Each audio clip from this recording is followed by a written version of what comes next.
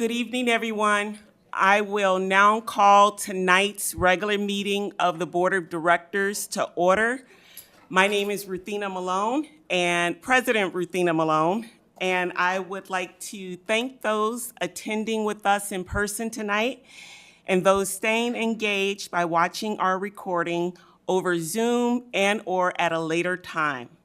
The public is reminded that if they wish to speak during community comment, they will need to fill out a speaker form located in the lobby on the table and turn it in to Board Secretary Kim Coven, seated at the end of the table on my left. Comments will take place during the designated community comment portion of our meeting. And before we dive into tonight's agenda, I want to take a moment to introduce those seated at the table with me. To my right, we have Superintendent Degner, Directors Icestone, Eastham, and Williams. To my left, we have Vice President Abraham, Directors Finch, Lingo, and Board Secretary Coven. And with that, we will jump right into our agenda. And first up, we have our student representative updates. We will hear from Liberty High, Naomi and Elena.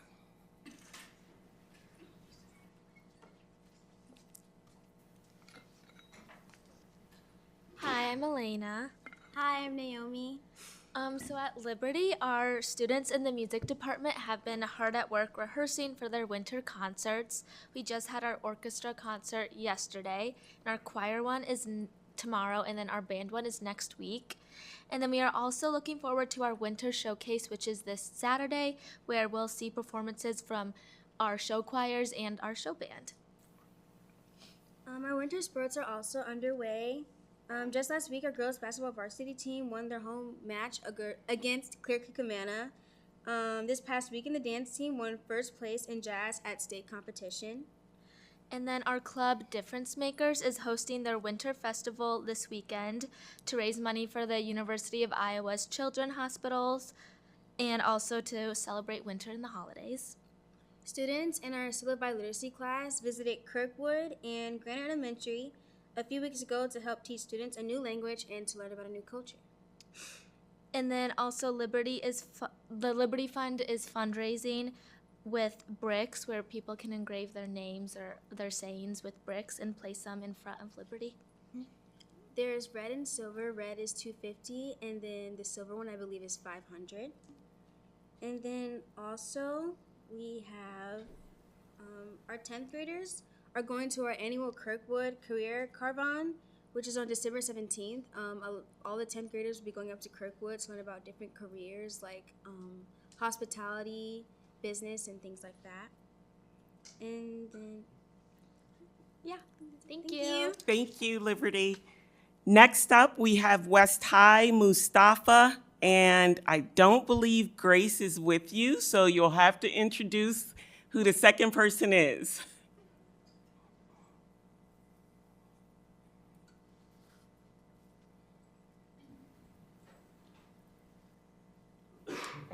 Thank you for having us again. I'm Mustafa, and I'm with Waleed. He's with one of our representatives for student government. But yeah, Grace had a basketball game today, so she's out crushing it right now. Speaking of basketball, we're actually going to be talking about our sports, our new cell phone policy, the Thanksgiving and blood drive that we've had and having, Spirit Week, and our play. First, so far our winter sports are in full effect. Cross country came to an end, but that does not mean cross country is over. We still have winter running happening, which is available for everybody, even if they're in sports or not. Boys basketball, they won against their first game against Solon, making a big statement, and girls won against Burlington and CCA, making an even bigger one. Kennedy swimming for boys, they won the entire meet at the Invitational, which is a great thing.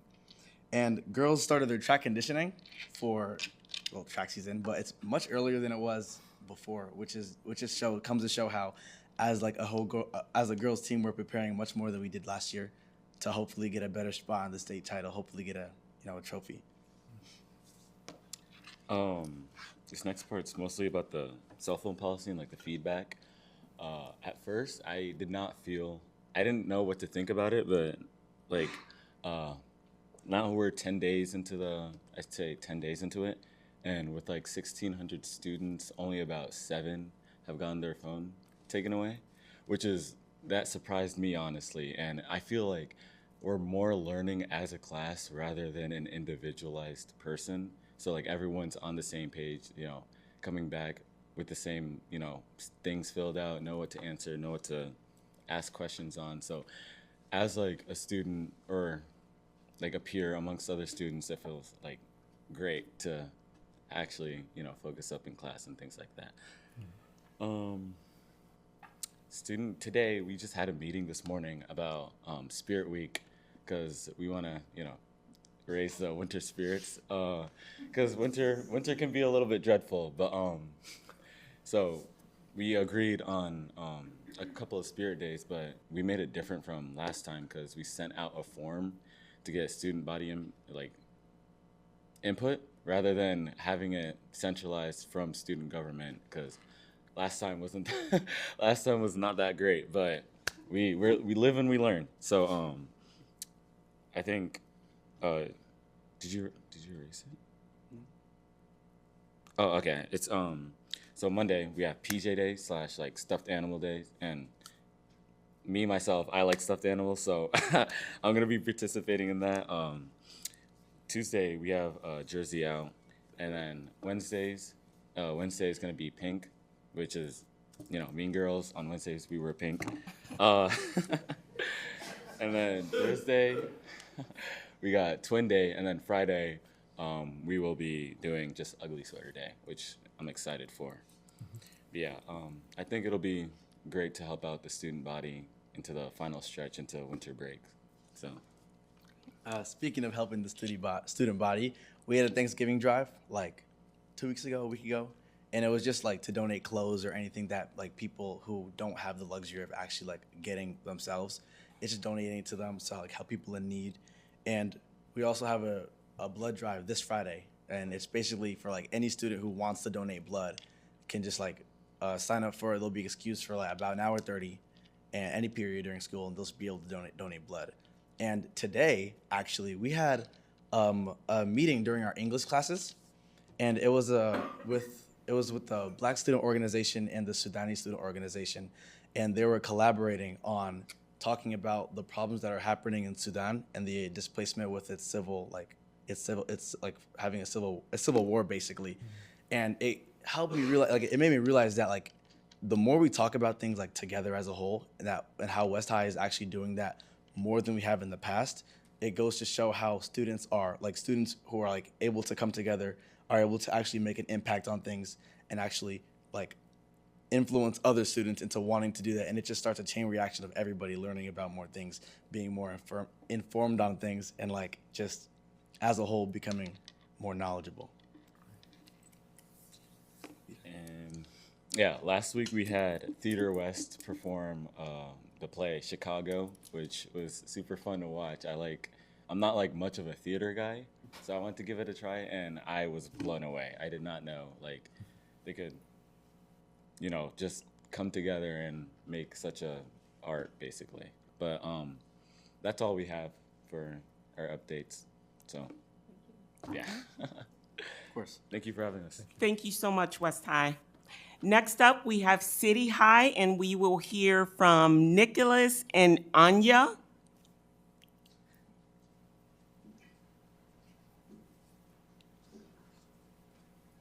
Hi, it's Nicholas. Sorry, I'm a bit sick, so it's kind of hard, but I got a new haircut too, so definitely look different than last time. Had long hair. I guess to get started, we just had a Diary of a Wimpy Kid musical. It was a great musical. It was spread across 3 days at multiple different times, and it was probably one of the best musicals we've done in a while. We also have an upcoming winter show, and we would like to invite y'all. It's this Saturday at 3 p.m. and 7 p.m. if y'all want to come. Other stuff at CDI is we've had, last trimester we had 1,150 students in the honor roll, which is amazing. It's the honor for our school, it's 3.0 GPA or above. We also had City High came to Southeast Middle School to create a mock trial team. So, yeah. What else? We also just got done with club grants today in Student Senate, so it was a bunch of different clubs signed up for funding, which in Student Senate we vote and decide what amount they get and what they use it for, so then clubs can get money. And it all went great because of the fundraising we've been doing over the year so far. So, yeah. I guess for sports, yesterday, JV boys were wrestling at a tournament in Cedar Rapids, Kennedy, and we basically just destroyed the tournament. And we had 9 people get gold medals. And I, as a first-year wrestler, I just decided to try wrestling this year. I actually got bronze, 3rd place, which I'm happy about that. But yeah. My name is Anya Nasso, and I would like to touch on the cell phone policy again. I don't want to bore you guys or make this feel repetitive, but this is something that many students at City High feel very strongly about. And I have an article that I actually was reading many articles on cell phone policy in schools, and obviously there are pros and cons to having cell phones in school.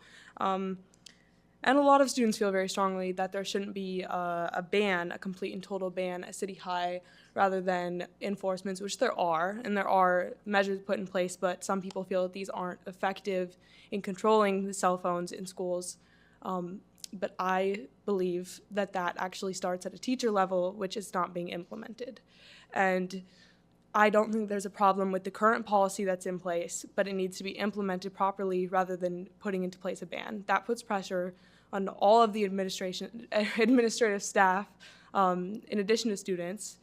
And I honestly think that the current policy of you have one chance to take it, well, you don't have one chance, but if it comes out of your backpack, which it should be in your backpack the entire class, and if it comes out, it goes in the pocket on the wall. That is not implemented. If your phone comes out, or if your phone is in a pocket in your clothing rather than your bag, nobody says anything. If your phone comes out, they say, put it back in your bag, which it should go in the pocket on the wall if they're trying to actually create something serious that students take seriously. And I do believe that's important that students take this policy seriously if we want it to work for everyone. And so that's one thing I feel strongly about, and I know many people feel very strongly about the phone policy. And just a little bit more background, I am an AP student, and so I am surrounded by other AP students. Obviously, cell phones are still an issue in upper level classes, but I do feel like the current policy would work very well if it was implemented. But I have an article on cell phones in an emergency situation, and as a high school student, in today's society, it is very, very scary to be in a place where there are shootings in similar places all around the United States. And this is an article from a parent of a child who was in a school, that there was a school shooting, talking about how it's a lot of things, statistics and everything, about how parents feel very strongly that there should not be a complete ban, because they want to communicate with their kids if there's an emergency. And there was an emergency, not a shooting or anything like that, obviously, but at the beginning of the school year, there was an emergency in the building, just a medical emergency. They asked all of us to stay in the classroom. Of course, my mind went to the worst, and I thought that something terrible was going to happen, and I texted my mom, and I texted my baby sister who's in the building, and the thought of not being able to contact these people because my cell phone is locked in a bag is terrifying. I don't go on my phone. I don't plan to go on my phone. I want to learn just as much as they want me to learn, but there's no way that I would feel safe or that I would feel comfortable not having access to my phone in an emergency, and that is all I'm going to say on it, but thank you. Thank you. Oh, Sorry. Yeah, we think you guys are making the decision today, but yeah, I guess it's kind of just a big topic, but like, yeah, if a student has a phone, for the teacher, it's easier to say, put it in the pocket, because students understand what it is, and it's like at least respectable, and it's because they understand, and just like, they're not supposed to have their phone out. But comparing it to we'll confiscate your phone and keep it away from you for the whole day, it kind of hurts and like, yeah, it just hurts the relationship between the student and the teacher, and kind of creates just a burden for both the teacher and hall monitors who have to come into the room, pick it up, and all that stuff. But yeah, like again, it won't start making people pay attention in class. All it will do is just make them find other distractions, such as Chromebooks, which every student has. But yeah, all in all, it's been an awesome and successful first trimester. Thank you for having us here and letting us talk to y'all and the community. So yeah, thank you so much. Go Little Hawks. Yeah, thank you, City High. Tate High does provide us with a written update for what's been happening in their school, and they were excited to welcome 30 new students, as well as attend several field trips, and their cybersecurity class was able to complete their first trimester and go in and present to other classes within Tate. So they sound as though they are having a great wrap up to winter break as well. Next up, we have Herky on Parade, and Superintendent Degner, were you going to say, or we're just going to invite our guests? Come on up.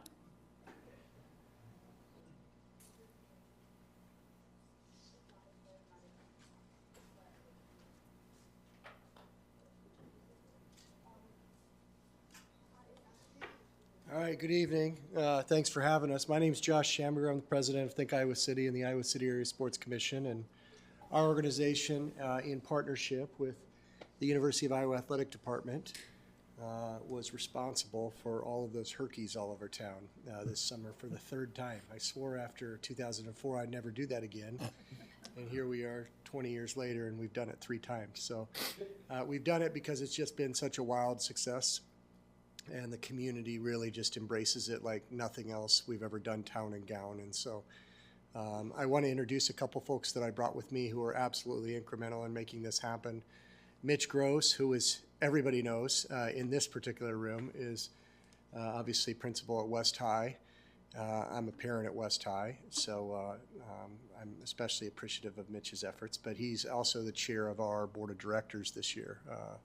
After having been a longtime Coralville council member, we decided to keep him on and create a brand new school district liaison seat. So he's fulfilling that role. Tara Wackendorf is a president and vice president. I saw you had 2 titles on your auto signature. She's a bigwig at Green State Community Credit Union, which really made all of Herky on Parade possible, provided the initial sponsorship seed money. And then obviously someone who needs no introduction, really the celebrity, one of the celebrities in the room is Beth Getz, who's the athletic director. I know somebody paid for that title you have, and I can't remember it, but she has a long title too. I just call her the athletics boss. So we are happy, at the end of Herky on Parade, just like in the past, we really make a point to celebrate this with the community, but then make it just completely have it be a cycle here, and we'd like to give all the proceeds to the students, particularly the art education students going forward. So a couple months ago, we were out in Clear Creek, Amana, and gave them a nice check, and then we sent a check to Solon, and we're here to present a check, and then I'll turn it over, have them say a couple words, for $65,000 to Laura and the School District Foundation, which I'm a board member on that. So it was an easy connection there. So I appreciate all of your contribution, all of the school district's efforts to make this possible. We had some amazing students that worked on the Herkies, both in school and privately.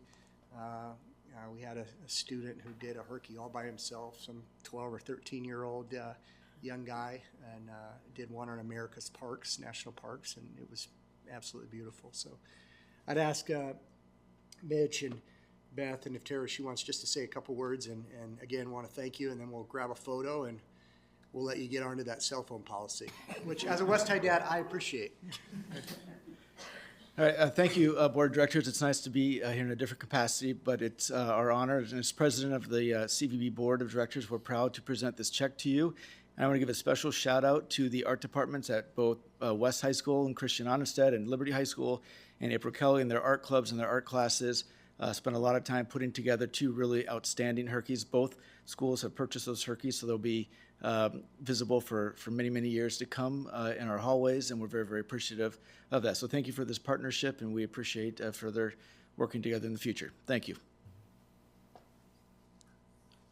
Well, thank you so much for having us here tonight, and what a treat to get to be here and hear the students speak. And this is just a really great opportunity, I know, for us to show the value of community and certainly the value of education at all levels. So we're thrilled to be a part of the heavy lift that really is all about what Josh and his team do, but we know it brings everybody together. So thanks for having us tonight.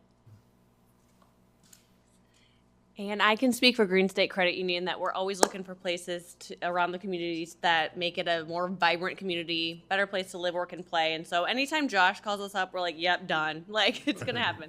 And we've sponsored them in the past for the Herkies on Parade. So we're just thrilled that it's not only great for the community, a fun thing for people to do and see throughout the summer last year, but also it does go back to charity, and in this case, the students, your students. So we're really proud of that. So thank you.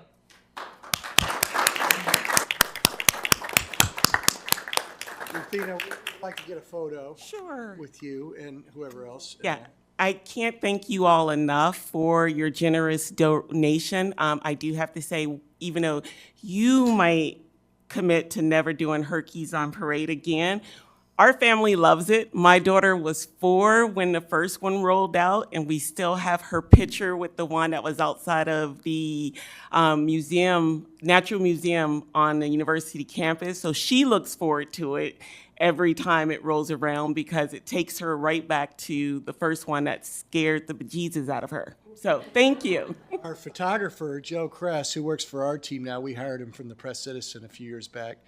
He submitted with his resume his photo of him being a little kid in 2004.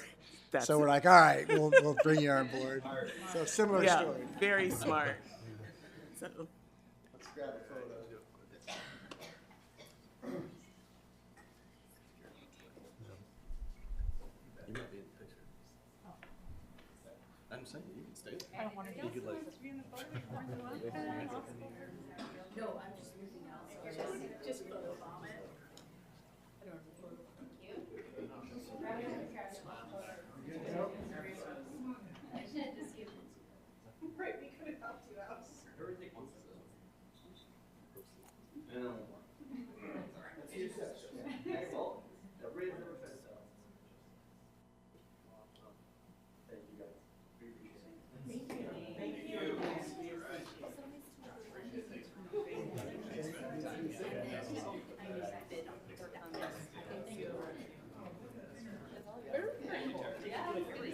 Scattered.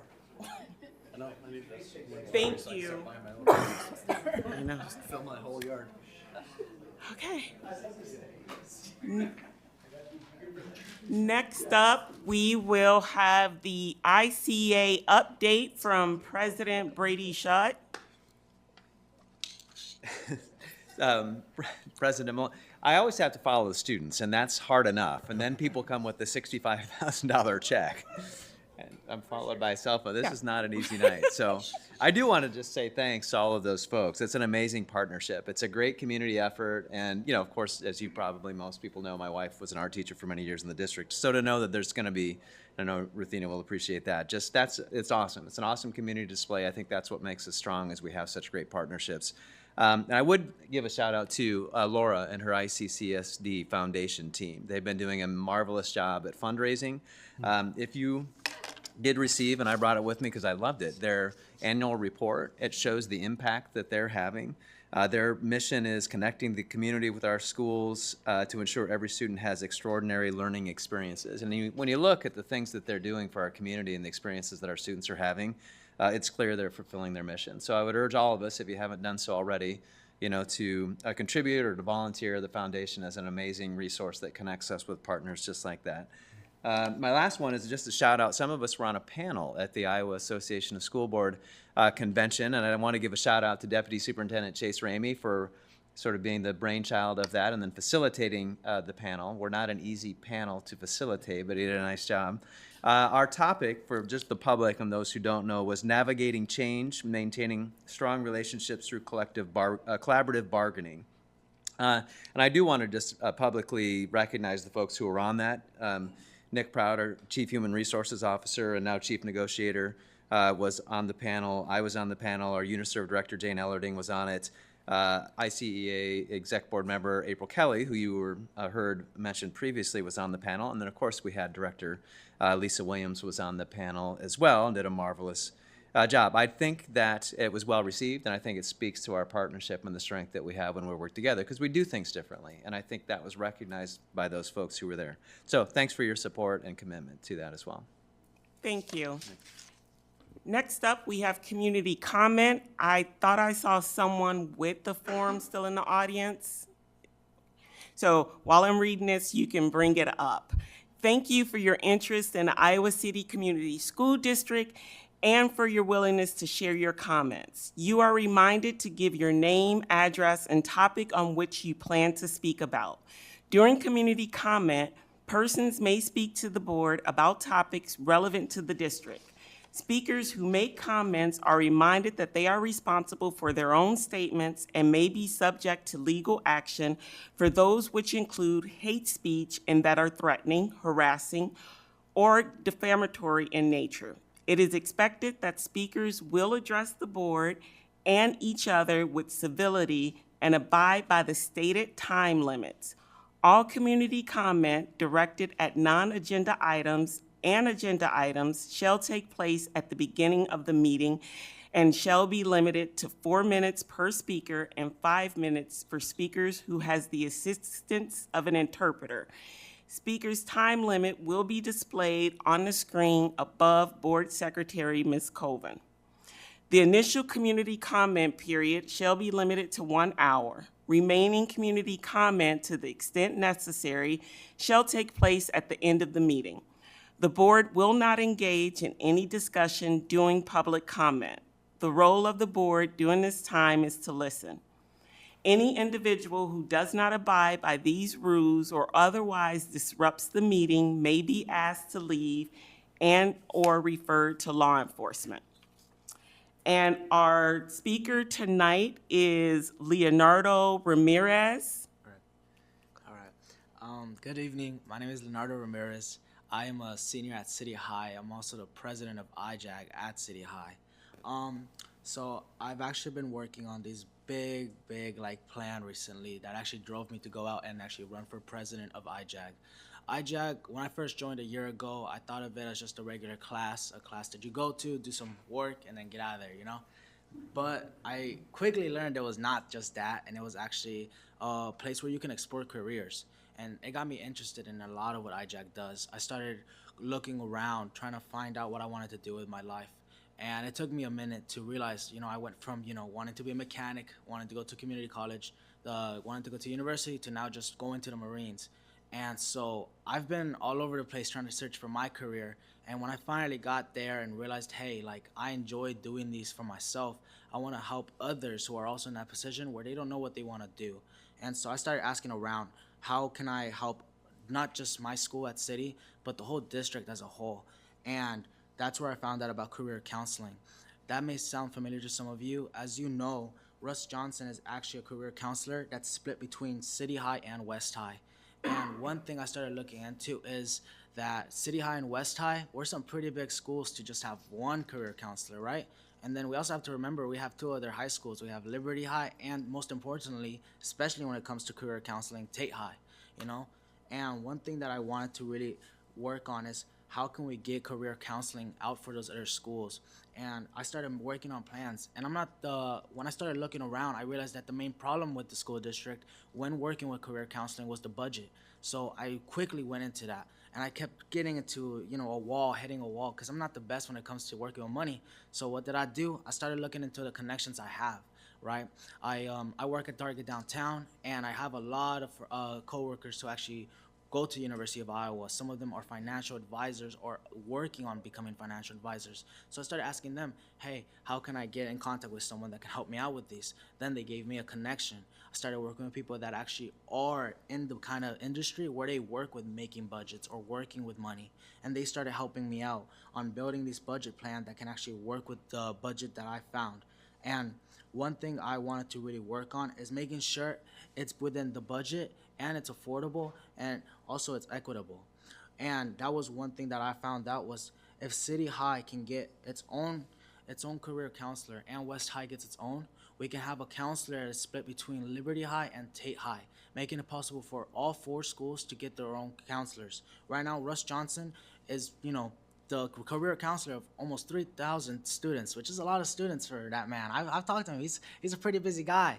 And so one thing I want to do is not just make his life a little easier, but make every student's life a little bit easier.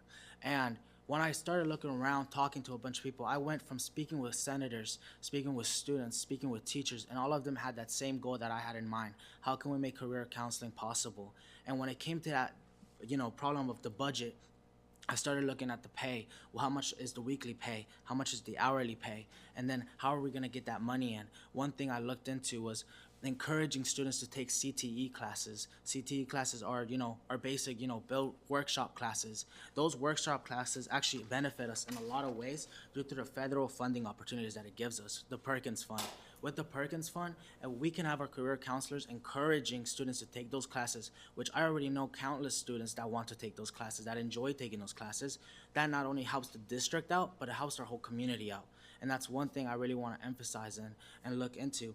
And today I've actually brought you guys these papers right here that I got help from my teacher, so I can give it to you guys and hoping you guys would consider it.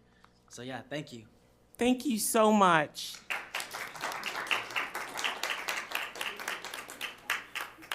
Thank you. Next up, that takes us to the approval for tonight's agenda.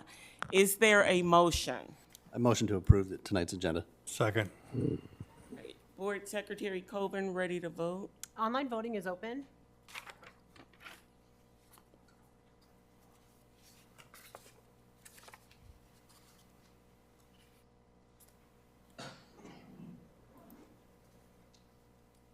All votes have been cast and the motion carries with all directors voting in favor. Thank you. Before we get to tonight's consent agenda, did directors who reviewed the bills this cycle have any questions or comments? Hearing none, are there any items that directors would like to pull from tonight's consent agenda? Hearing none, is there a motion regarding tonight's consent agenda? Move approval of the consent agenda. Second. Board Secretary Coburn, ready to vote? Online voting is open.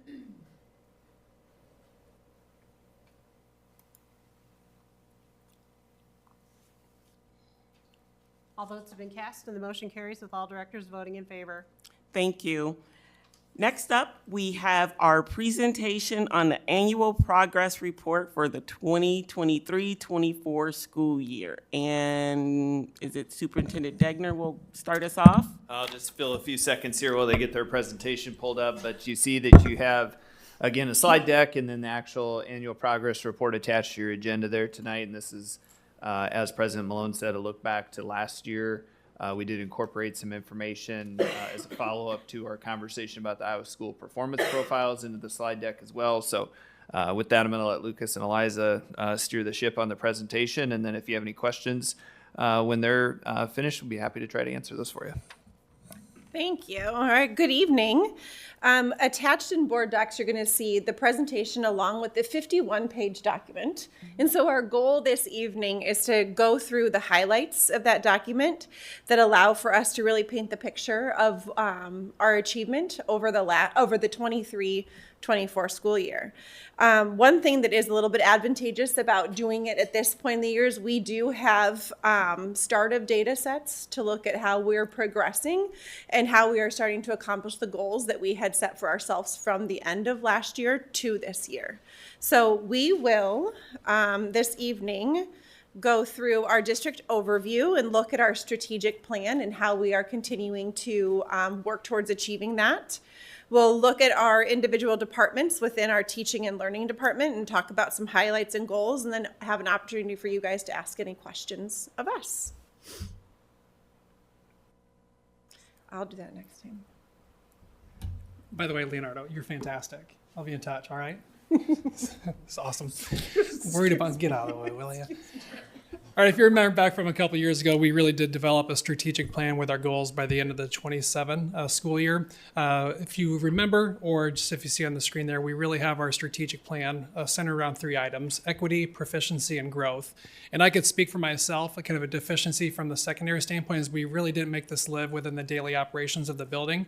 One thing that we do want to encourage, even though the state no longer requires what's called a CSIP plan, just pretty much a school improvement plan, we still thought it was a priority of our district to do it. So each of our attendance centers within our district have a building action plan, and our strategic plan is actually incorporated within every building. So it not only talks about the entirety of our district, but what they're going to do as a building. So looking at where we are from last year with our equity, proficiency, and growth goals, you're going to see some themes here. We do know that some of the things that we need to work on are showcased within this slide, in particular math. So that's going to be highlighted with some of our developments with our goals within those 3 areas. So the first of which is equity. So I do want to highlight making sure we all understand what those numbers mean. We want to see the numbers without the parentheses. So the numbers without the parentheses means we made the improvements. Our achievement gap decreased between those subgroups. So really some positive work in a lot of areas, but we do know, in particular in the areas of math, we do have our work to do in between our subgroups to decrease the achievement gaps between them. Proficiency and growth, which we've talked a lot about the Iowa School Performance Profile and the impact on both with those and how our buildings are scored and categorized. But as you can see, for the proficiency in reading, our proficiency rate has increased from 72.75 to 73, while our math has slightly decreased from the previous year to just under 69%. In our growth, again, that's how we compare ourselves, how students compare themselves to very similar students across with their achievement levels. And we talked about wanting to make sure that 60% of our students meet the expected growth. And from last year to this year, both in the areas of reading and math, we did not do anything to improve within the areas of our growth for individualized students within there. Again, highlight some of the work that we need to do that we'll also highlight within our reporting of this evening.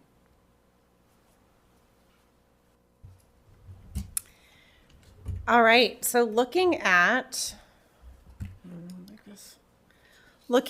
proficiency, you can see our trends over time in literacy and math. Please note that axis on the side is just 1 point increments.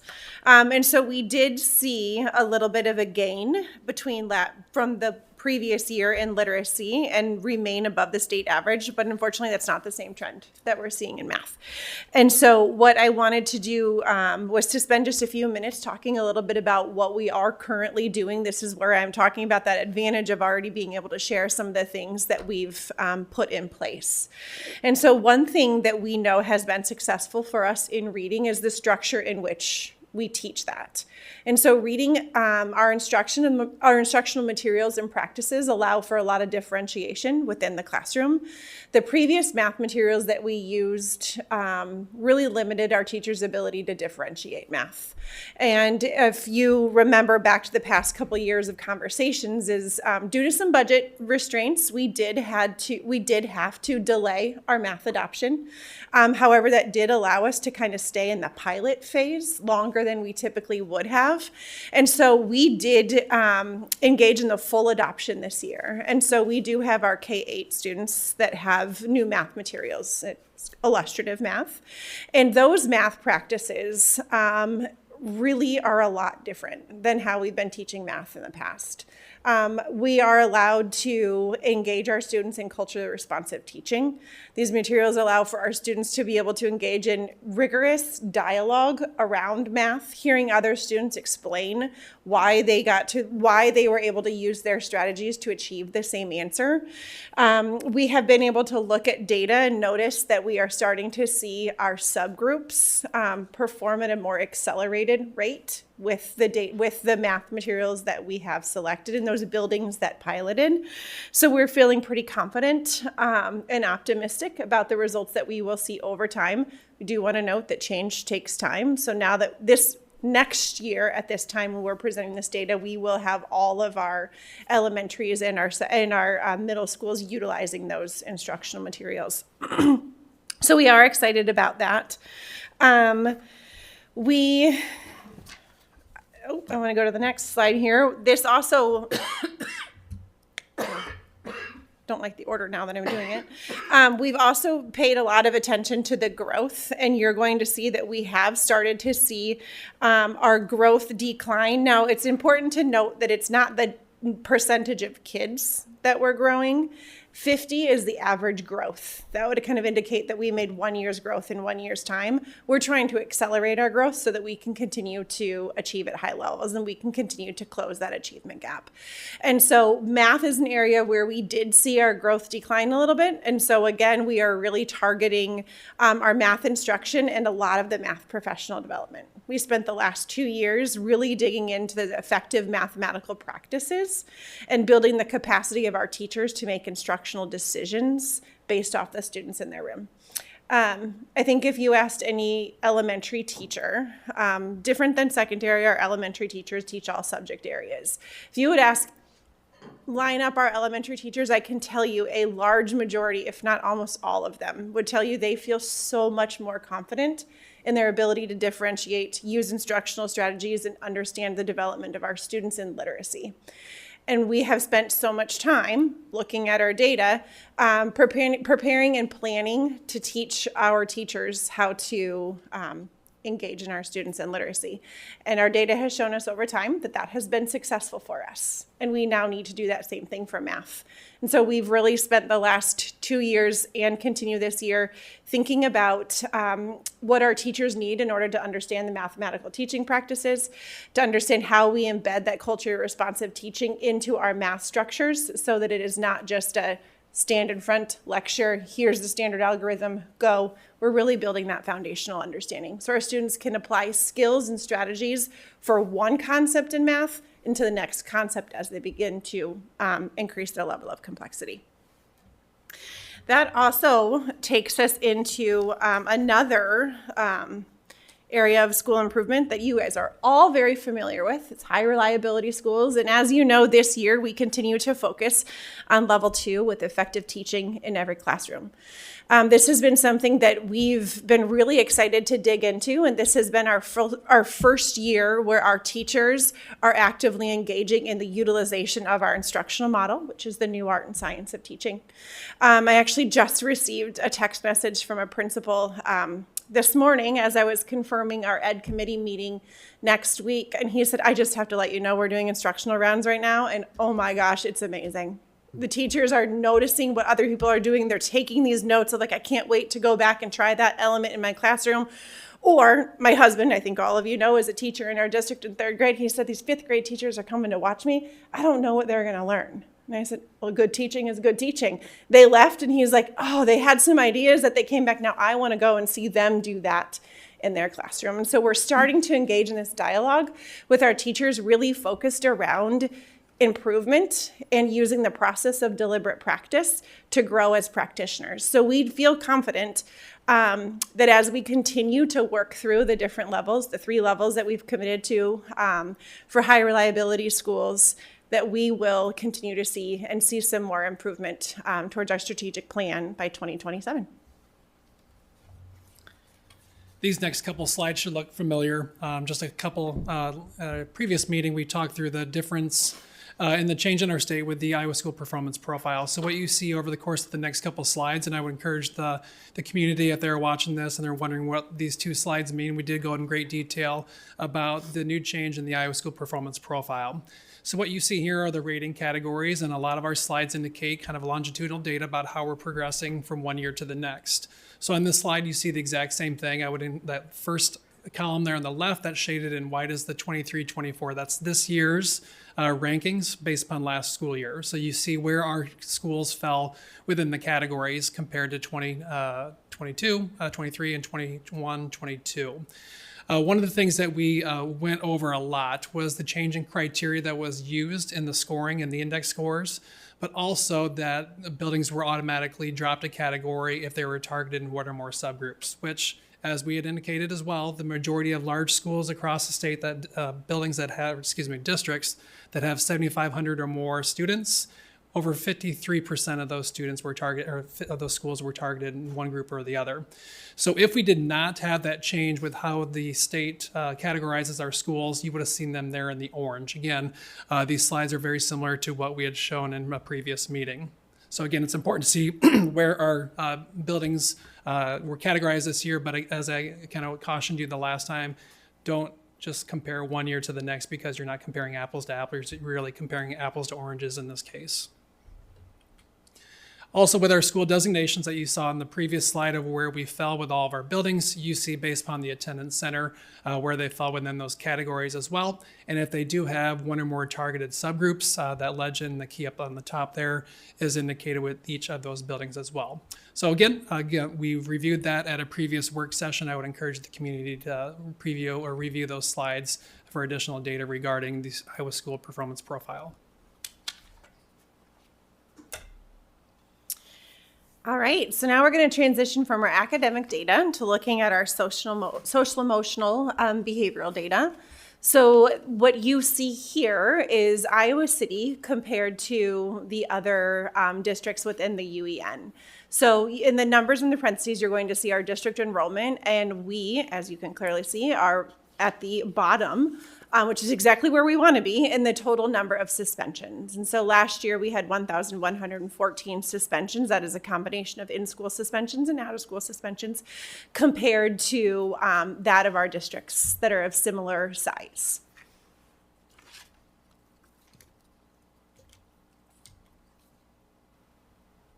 Oh, thank you. As we continue to look at our suspension data, we have every year brought back in a separate meeting, but we wanted to combine it as we continue to just talk about the overall functioning of our buildings. This is our Chapter 103, Seclusion and Restraint data. Director Reedy has pulled together and reported out to you, as in previous years, kind of where we've come. So if you look at that gray box, that 17-18 school year, you'll see that we had 1,579 incidents of seclusion or restraint. And we can proudly share on the graph that's large at the bottom that the number of students that had restraints was 27 last school year. The incidents of restraint only were 30, and you can see our incidents of seclusion or restraint and seclusion were 3. And so we continue to see the work that our educators are putting into making sure that we are writing and following robust plans for our students that maybe have disabilities in the area of behavior. Our teams are really digging into the functions of students' behavior and understanding why they may be doing what they're doing and how we can really focus on the preventative measures to make sure that we are not getting to the situation that would require seclusion or restraint. So this is a data point that we continue to be super proud of. If you just look at the last two previous years, you can see 98 to 44 down to 27. And 30 incidents. So we're super excited to be able to share that data continues to decrease. Another area that we all know has been a huge focus here locally, but also on the larger state level around chronic absenteeism. This is a piece that we are really excited to be able to show that last year we did make some significant efforts to try to tackle the issue that we were really facing as a result of COVID, was chronic absenteeism. You can see in the 22-23 year, we had 28% of our students were considered chronically absent, whereas last year we created a new process. Director Callahan and her team had worked to centralize our notification letters so that we could ensure that systemically every single family that met that threshold was having letters sent out. The processes and protocols were being followed consistently, and we saw a significant decrease from 28% to just under 20%. So we are really proud of that, and even more excited to know that we put additional measures in place that follow the legislation that was recently passed in July, but know that we are seeing that continue to decrease. Going back to our initial data, we can't teach kids if they're not in school. And so if our students are in school, we're using those engaging teaching practices with the new art and science of teaching in level 2 of our HRS, and that's where we're going to start to tackle our achievement gaps. We're going to start to see that proficiency increase in the growth. I speak for Eliza and I both when we get a chance to go through each of the highlights and goals of all of our departments. I don't think we're a huge team, teaching and learning wise, but the amount of work that gets produced, and not only work, but high quality work, I think is extraordinary. So we get the pleasure of speaking for some amazing colleagues that we get to work through. And while we're not going to go through every word on each of these slides, I would encourage you to go through each of their department pages in your packet. But again, it speaks to the outstanding work that each of them have done within the people that they are closely associated with. First of which is with curriculum instruction and assessment, working with Carmen. First of all, if you were at the CFI yesterday or today and saw the amazing event that she was a large part of, along with all of our elementaries with our second grade literacy day, right? I got that right? Art and Literacy Day. It was amazing. And coming from a secondary person with all those little kids around, it was, we had 400 kids at each session, and you wouldn't have known. I mean, they were engaged, and it really speaks to the type of opportunities that Carmen has explored and offered within her department. I can speak to the sixth grade. We talked about the Poor Farm experience for all sixth graders across our district.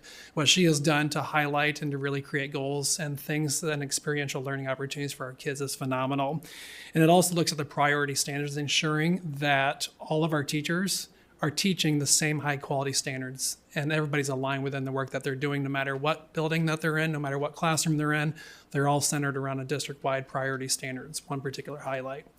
When we look at specific goals, again, I want to speak to the work that Carmen and I have worked closely with, and an event that's coming up is really helping kids not only explore and identify the love and career and their college and career readiness. And we're going to talk through some possible events at a future meeting about some of the things that we're doing to really give kids great experiences throughout our K-12 system, and in particular with myself looking at our middle school to high school experience as they transition from one to the next. Next is professional development, working with Anna. Anna's here in the audience, so thank you for being here, Anna. If you've ever been in a meeting with Anna, she is phenomenal at organizing meetings and arranging tasks and making sure that we stay on task, which probably not a surprise is difficult for us to do at times. The way that we've really centered around professional development with our all of our administrators and our coaches across our district is phenomenal. This is the first year that we are working with elementary and secondary principals and instructional coaches together. We usually had separate days, sometimes centered around separate things, we're kind of still talking about the HRS language, but some things may have been maybe highlighted differently at elementary than they were at secondary. But every month of our meetings, we have secondary and elementary administrators and instructional coaches learning together, which is phenomenal. There's a lot of things that they can collaborate on.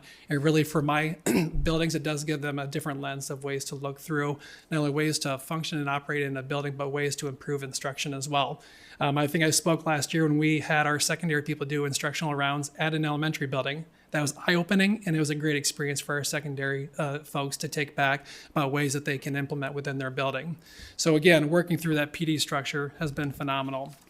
And then I would say as one particular highlight or goal with Anna and her team is really trying to create customized and personalized experiences for our teachers as well as for our administrators.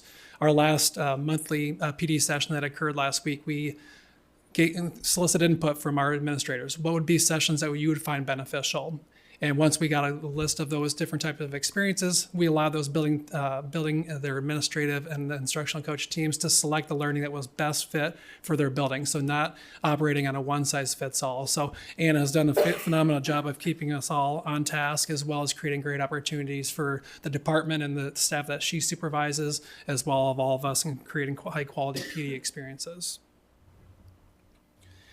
And lastly, with Laura, with our equity department, I've had the pleasure of participating in a number of our HRS Level 1 walkthroughs. And Laura and her team have talked through those in previous years about the impact that they have within those walkthroughs, and just operating in a couple and working with her team and seeing the large capacity that they're looking through and providing feedback through to the administrators really does open up the lens of a different way for an administrator to see their building. So as we look through the entire year, this no longer is an option for our buildings. This is something that we are requiring of every building to participate in, and it's something that Laura and her team have really highlighted throughout their work.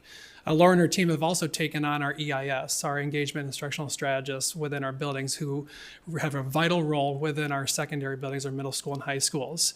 In the past, they may not have had the same type of message that they weren't working with the same language possibly as some of our other staff members.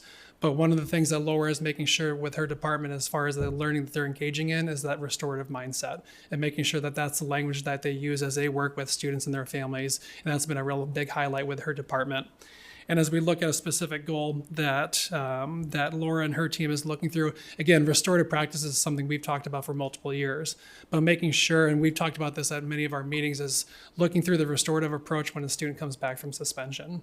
That's never an easy conversation for anybody to have, whether it be the student, their family, or the school staff, but really making sure that our buildings have the appropriate capacity and the tools to do so, and to make sure across all of our attendance centers, they know what that reentry process looks like so the student feels welcome back. Anything academic and socially they need to work on, she's working with her team to provide a really consistent experience for our students when they do come back from those.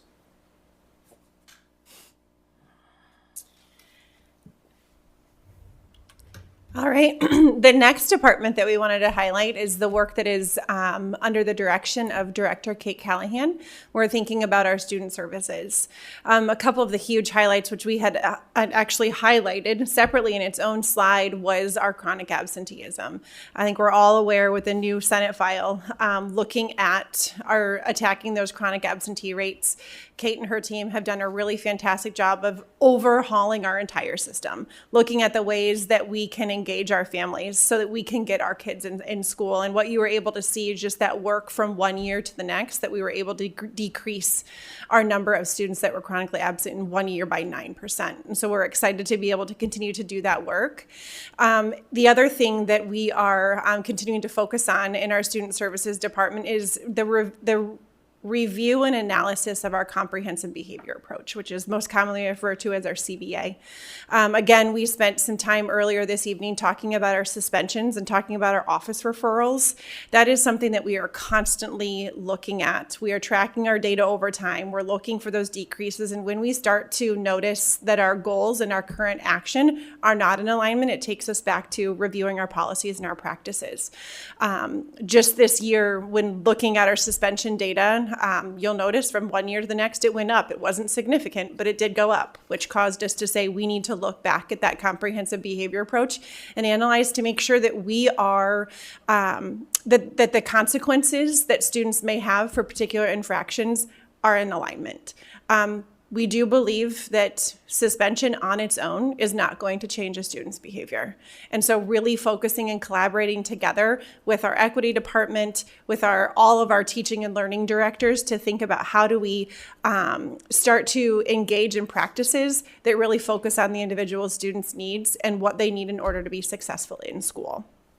And so that's been some fantastic work that Kate and her team have worked on in collaboration with the rest of our teaching and learning departments.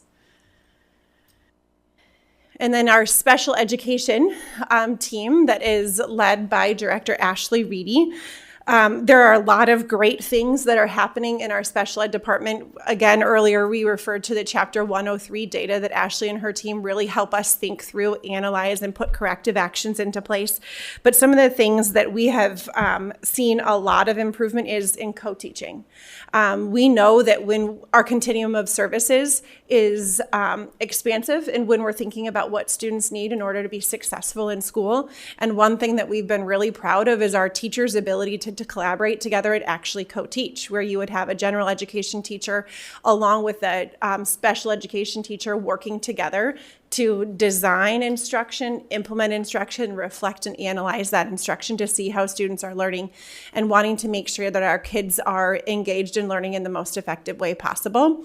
And her team has really worked hard to develop effective strategies to be able to co-teach over the past year, with some great goals focused on instructional methods and strategies to really design interventions that meet student-specific needs and are implementing them at high fidelity rates. One thing that was super exciting just today is I think I was the recipient of, oh my goodness, Ashley, how many emails did you send out today about BIP implementation? I mean, at least 15 or 16 emails of our 20 elementary schools that she sent out to myself, Superintendent Degner, Deputy Superintendent Ramey, and then the building principals that are buildings that had 100% implementation of their behavior intervention plan reviews. And we know that when we are reviewing individual student plans, when we are reviewing that data and making sure that they're implemented with 80 to 100% fidelity, we're going to increase the behavior referrals, which means we're going to increase the behaviors that decrease the suspensions. And so just thinking about all of the great work that our teams are doing around that BIP implementation that is led largely by Ashley and her team. And then our last department that Lucas and I have the absolute privilege of collaborating with is the student and family supports. And we have Corrine Frank, who is our manager of the student and family supports. What you'll notice is this is a new area in our team this year. Previously, we had, what was it called? Learning supports, thank you. And Director, I didn't even think of her name right now. Laura Daly, goodness gracious. Laura Daly was a part of that, and Kareem was a part of her team. But Kareem has done a really fantastic job of stepping into that and really thinking about how our PBIS and our HRS level 1 is in alignment. Again, knowing that we're going to impact this system, we have to think about the preventative measures. And Kareem and her team have been fantastic in making sure that our staff has a really good understanding of what are the potential interventions. When we're noticing that our students' behaviors is outside of what our expectations would be, what are we doing in the preventative measures? How are we collecting that data to make sure that we are making informed decisions with our team? And we also rolled out fantastic resources through Care Solace, making sure that all of our families in our district have access to service providers, especially around mental health. We've had a lot of families that have utilized that resource to make sure that they have access to care that they need. And that's a service that is also available to our staff. And that's been something that has been really instrumental because of Kareen's work. And then some goals that her team is working on are providing some differentiated professional development around SEBH. So just this year, Kareen has started to develop some really great differentiated professional learning sessions for our teams where they elect and whether or not they want more learning around some tier 2 supports with a check and check out intervention. Or maybe they need to go back to some of the tier 1 based off of what their data is. And so Kareen and her team have been really fantastic in designing some of those professional developments and then going out to individual buildings and helping them problem solve. That last piece we wanted to highlight there that I know that Kareen and her team came and spoke, I believe at the end of last year, was around the use of language tools to make sure that our families were connected. For those of you that have students in the district, like myself, I get talking points very frequently, so I feel really connected to my child's individual teacher or just the school as a whole, and I know that our families are being contacted in languages that they prefer.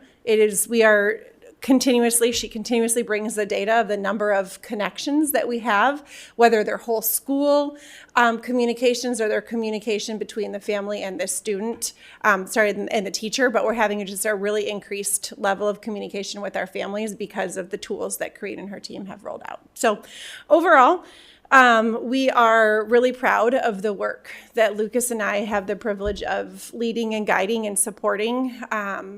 Probably last year and this year more than ever, we've really looked at our teaching and learning team as a collaborative team, that whether or not it's something that directly impacts equity or it's specifically student services and chronic absenteeism, or it's something that is around access and language line, we are all talking together because every single one of us provides a different vantage point so we can think about how our individual work collectively impacts the overall achievement of our district. So that is the year 23-24 in a nutshell, and we open it up to any questions or comments that you may have for us.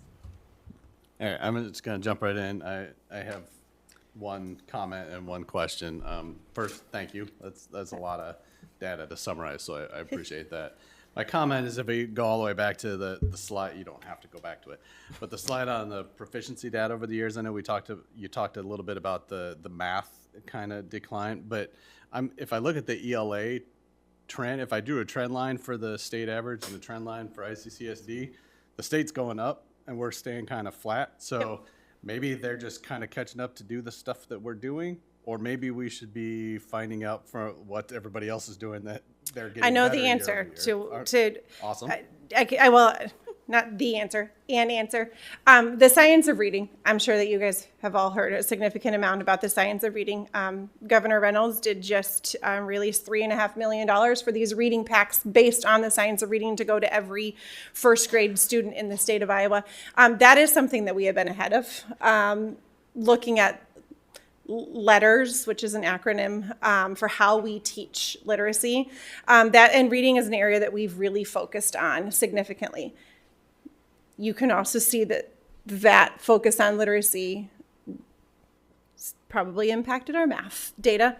And so what we are going to continue to do is focus on that proficiency. But if you go back even to this slide here, you're going to see that a lot of the work in literacy has been around closing that gap for our subgroup. So in every single subgroup, with the exception of our Hispanic students where it remained neutral, we are starting to close that gap there, which has been a really big focus on us, is looking at some of those culturally responsive, a lot of culturally responsive practices to ensure that where we are still trying to attack the growth and maintain that, as we're really trying to accelerate and close that gap for our subgroups.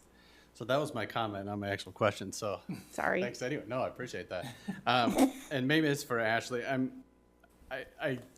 You know, you hear these things like in the news and whatnot, and just our random conversations. I'm just kind of curious how some of the recent changes at our AEAs are affecting how students are getting identified for extra services, and/or how they're no longer decide that they no longer receive services, and like, are we being impacted by those changes at the AEA?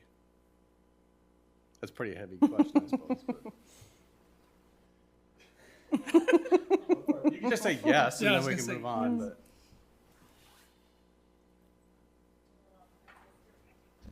But. Yes, that is a large subject matter to tackle, and we can talk more about that ongoing. I think it will be a conversation we probably want to continue to have with the board as we are made aware of ongoing changes, because I know that that's something that still the state is leading the work in having a task analysis team that really looks at those services, and in partnership with the AEA, we continue to kind of collaborate with them on what services are meeting our needs and where maybe we are seeing a lack of services that we may have had access to before. That being said, as a larger system, I think overall we are privileged in the sense that we've been able to maybe fill any gaps that we've felt within our own kind of staff and support structure. We have a phenomenal team across our system. When I think about our curriculum team, our team within the special ed department, and then our building leaders and teachers, there is a lot of knowledge in our system that I think, because of the size of our system, we just are really lucky to have all that knowledge at the table. And with that, we can engage in really robust data conversations to go through those eligibility conversations and determine whether or not a student's eligible or what might be the next steps. So specifically to like the child found process, we've not experienced the impact that I know other systems that are smaller are and have. but I think it's a conversation we need to continue to have as we are engaging in kind of this new season of legislation. Great, I appreciate that, and I think that's, as a board up here, right, as we do continue that conversation, it's gonna be what can we kind of help direct in terms of making sure that we do have the resources to fill in any gaps that start to appear because of those changes, right? That's kind of what we're here for, so I appreciate continuing that conversation. Thank you, Director Eystone. We certainly need to pay attention to this as we go forward. I have a couple of things I'd like to say. One, several years ago, when I was not on the board, but a member of the Equity Committee and a harsh critic, probably too harsh, of the district because of our equity inadequacies. I would have looked at the changes in proficiency and growth that is in this report and been somewhat disappointed. I think I've learned a bit being on the board and working with a fantastic team of teaching and learning professionals that govern or that guide this district in many, many ways. That the what you've outlined, I mean, in your presentation and what is in the growth report or the progress report, is that we have an equity, we have a strategic plan, which is at its heart a plan to decrease or increase equity and decrease achievement gaps. And we are engaged in that business, and it is a relatively slow haul, at least from year to year. I think what you've described and what your team is doing these past years are an outstanding attempt to provide every student in the district with the same opportunities and outcomes as all students have. So I want to commend you for that. And if there are critics that say that our proficiency data in math especially is disappointing, it is not necessarily disappointing, but it does indicate what we need to work on, and you have said that we are working on that, which is a step to recognize and to support. So I would also say that if there are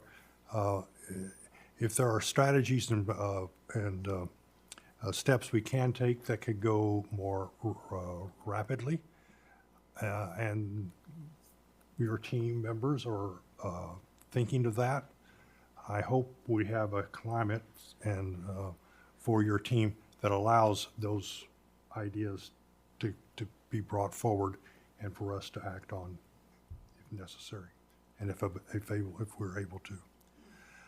I would make, I always have to make some criticism. I don't know what's wrong with me, but I have to do that. About the language support work you described, which is it's certainly better than we were even recently. So, but I did hear this past weekend at a meeting on the west side of town in the neighborhood centers that parents who receive communications in Arabic oftentimes receive communications that they find uninterpretable. Okay.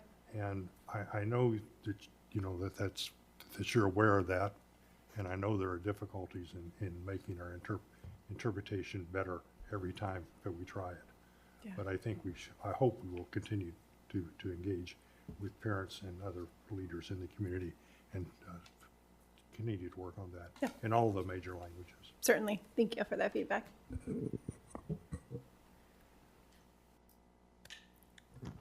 Take my turn now. So first of all, great job on whatever you're doing with getting students to school. So I like seeing that rate go down as far as it did in 1 year. I was not trying to say that I'm surprised they were able to do it, but yeah, I kind of was. So great job. So when looking through some of the behavior things, I noticed that the number of office referrals went up by about 2,500 over the year, which somewhere probably between 20-25%. And it seems like the vast majority of the increase came from abusive, inappropriate language, definitely the defiance and subordination and disruption.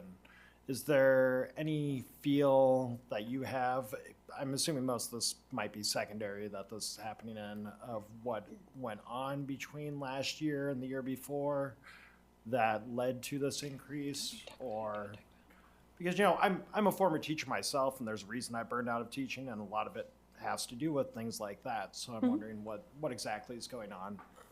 Yeah, well, I'd love to have a very specific answer, because if I knew that, we could apply the resolution or the treatment. One thing that we have asked of our teachers and continue to ask, and we have seen a significant increase, is accuracy in reporting. In order for us to be able to intervene with students, which, as we talked about in previous slides with Corrine and her team, is making sure that students that have repeat behaviors, that we are looking at interventions. The only that we're able to do that is if we're able to track student behavior. And so we are reporting a lot more frequently than teachers maybe were before. If you remember back the conversation we actually just had around the table when we were in work session around the cell phones, it was about like the teacher that I think Director Williams brought it up that has no referrals. And I think Vice President Abraham had said, and then the one that has like 25 a day. That's what we were seeing. And what our principals were noticing as we were reviewing our data is, are we really having no behavior referrals out of this particular classroom, or is that teacher just not documenting them? And so those were conversations that we had our principals engage in, and really looking into making sure that there was consistency. Our state, the behaviors that you see defined in the office referrals are state-defined referral, state-defined categories. And so they're a lot more finite. And so teachers are reporting them at a higher rate so that we have that data in order for us to kind of track that progress over time. Are we seeing these behaviors in our schools? Yes. That is, again, why we're looking at our CBA, to make sure that we have an accurate picture of appropriate responses. And again, trying to spend our time on that preventative side there, thinking about those engaging instructional practices that hopefully reduce those office referrals. Kate, I don't know if there's anything else that you wanted to add, or Corrine, if you wanted to add in that. I would just mention, we just started, and this is really more in Corrine's area, but asking our secondary school teachers to input that data for office referrals. That's a new practice in the last couple of years, which may lead, or may be some of that increase. And prior, we only required that data to be tracked for suspensions at the secondary level. I don't know how this works either. I would just second what Kate said. A lot of it has to do with accuracy in reporting, what Eliza said, and reporting beyond just suspendable activities that are occurring, but to any major activity that needs some kind of disciplinary action. Yeah, last year was the first year. 2 years ago, up until last year, we had buildings documenting behaviors through a Google form, which was great for their building, but we couldn't identify any trends here from an office to help them try to figure out the problems that they were having. So that was, just as Kate and Corrine mentioned, is we made sure that all of our administrators were adequately prepared to have those conversations with teachers about inputting that data through Infinite Campus rather than through a Google form in their building.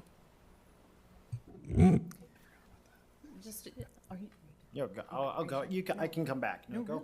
No, keep going. No, so one thing that I wanted to point out is when we were talking about growth, though I'd like it to increase, but as a reminder that growth in the state, it is on a bell curve. So if we're at 50, and if you're in 60, you are then at the top 80 or top 16th percentile of learning throughout the district or throughout the state. Just as a handy reminder for that. But yes, I would like to see us get higher than the 50th percentile. But I think anybody that looks at those numbers should keep that in mind. And the other item that I wanted to touch on is the the rating system of the schools, and just as a reminder to the community that only public schools are out there and are given those values, and none of the private schools are, and nobody has anything to compare them to because they don't give the data and they don't have to give the data. So I think it's always an important reminder for anybody that supports public school to remind anybody that wants to compare those schools to our schools that let's see the data and we can make a comparison. Thank you. Thank you. Okay, so I just wanted to touch, piggybacking off of what you said about the behavior and the increase in reporting, or maybe also increase in true behaviors. I also noticed, once again this year, we have an increase in presenting to the health office with concerns of anxiety and depression, which, I mean, it goes along with behaviors. It's no surprise that behaviors are increasing as that is increasing, and maybe that's more of increase in awareness and decrease in stigma, where that's where we're getting the higher numbers. But when I first got on the board, we were attributing that to the pandemic, but now we're approaching 2025, and every year we're seeing more and more. We're seeing these numbers increase, and so I just wondered if you could comment on that, if these are real numbers, if it's, again, like the behavior, if it's an increase in awareness and reporting, or what we're seeing in our schools in terms of anxiety and depression.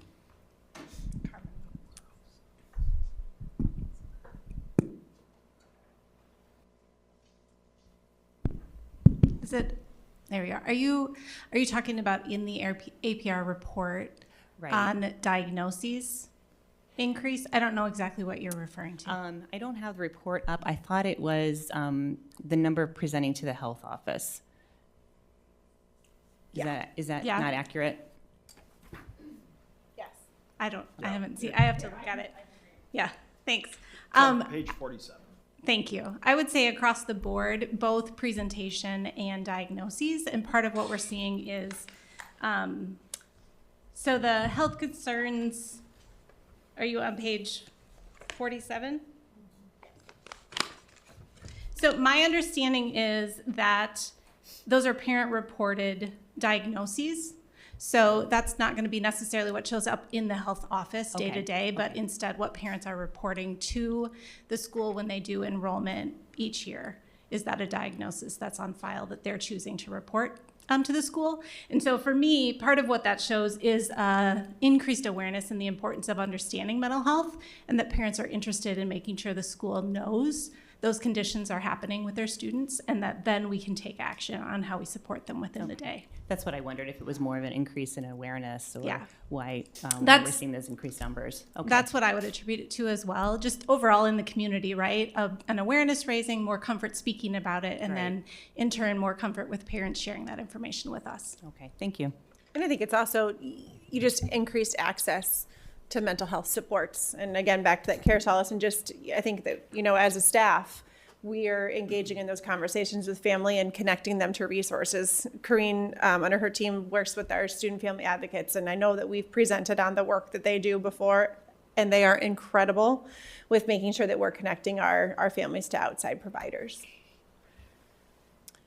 And I'll just jump in and wrap it up. Thank you all so much for the work that you've done. I know we still have a lot of work left to do, but I think the gains that we are seeing is because we have such a strong, cohesive, dedicated team. So I do want to extend my heartfelt thanks to everyone that put in a lot of work so we can see some of those gains that we are seeing in our annual report. So thank you. Superintendent Degner, did you want to say anything? Well, I wanted to say thank you as well, and highlight the work of the amazing team that Lucas and Eliza talked about. And so I think it's easy always to go to the areas we wish we saw some different, better results. But when you look through those highlights and goals of things they've said in those areas and the major success points we have in there, those are no small undertakings. They're major, huge accomplishments that have happened in those areas. When you look at suspensions in comparison to other large districts, when you look at seclusions and restraints from where we've come from, when we look at the mental health resources that we've stood up, the gains in chronic absenteeism that we've seen with our students. And so it's what makes those ratings all the more frustrating is that when you actually dig into where we're having the progress in those gains we've seen in reading, as the strategic plan slide that's up there right now, and being able to replicate those over to math. And so I think for people that want to, again, continue to tell the story that public schools are failing, I would have this presentation in front of them and say, tell me how they're failing, right? Look at this amount of work. When you ask what this team's doing out here on a daily basis, you can tell this is the one that kind of gets me fired up, right? Because this is the core of our work. This is the day-to-day. This is the ugly stuff that nobody wants to show up and report on a consistent basis, right? But this is really the meat of the work, and it takes that team of leaders and our committed staff members in the classroom every single day to do that work. And so I think the next time we get a question about, okay, well, what are the goals in an area, or what does that person really do in that area? This is a great resource to come back to and say, here's our goals, here's how they're connected to the strategic plan, and here's the success we're seeing from it, because it's not made up success, right? I mean, it's evidenced in data here. So I just wanted to say that, and thank you to the group that put it together and got to brag on themselves a little bit tonight. And so I hope we leave with that impression about the work that we're doing. Thank you. Okay, that takes us to tonight's action items. And first up is a request for modified supplemental state aid for dropout prevention. There's a recommended motion on the agenda. I don't know if anybody needs to say anything before I call for a motion. Go ahead if you want to. Just a few quick words about this and the next two action items. These are all three annual items. They're required as procedure by the state when we request those modified supplemental amounts, which increase our authority to pay for situations where our programming cost is higher than whatever the formula is from the state, but then they allow us to reclaim authority using this process. Great. President Malone, I'd be happy to make a motion. There's a recommended action. Yes, I see that. Go right okay, ahead, right. Director Eastham. I like to make these motions because I think public schools need more money, and this is one way of getting it. So, President Malone, I move we approve the request to the School Budget Review Committee modified supplemental amount and supplemental aid for the 2024-2025 dropout prevention program for expenditures necessary to implement the 2024-2025 at-risk and dropout prevention program plans as approved by the Iowa City Community School District School Board. The total budget proposal of $7,584,867 is comprised of $5,688,650 for modified supplemental amount and supplemental aid, and $1,896,217 as a required match from district general funds. Perfect. Seconded. All right. Like he said. Yep. Board Secretary Coven ready to vote. Online voting is open.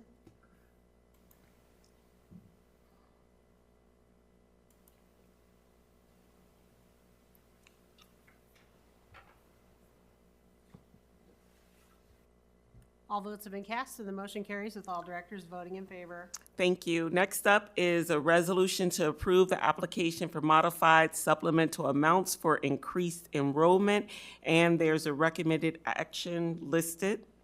Is there a motion? We're all going to let you keep reading it. I really like this. Like it, All right. President Malone, I move that we approve the SBRC application for modified supplemental amounts for increased enrollment, which reads as follows. The Board of Directors of the Iowa City Community School District approves the SBRC application for modified supplemental amount for increased enrollment for the 2024-25 school year in the amount of $1,345,289. Seconded. Board Secretary Coven, ready to vote? Online voting is open.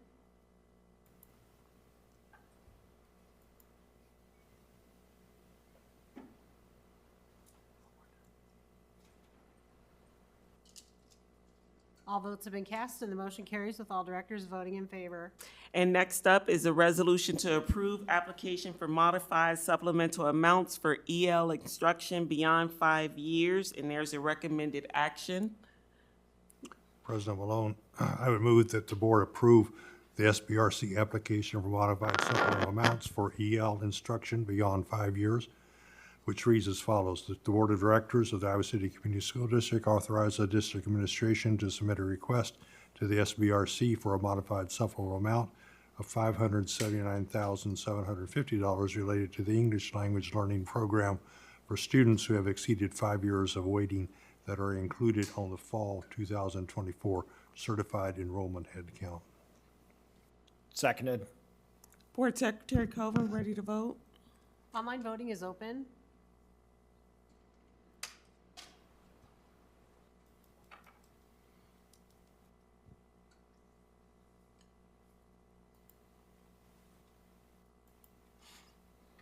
All votes have been cast and the motion carries with all directors voting in favor.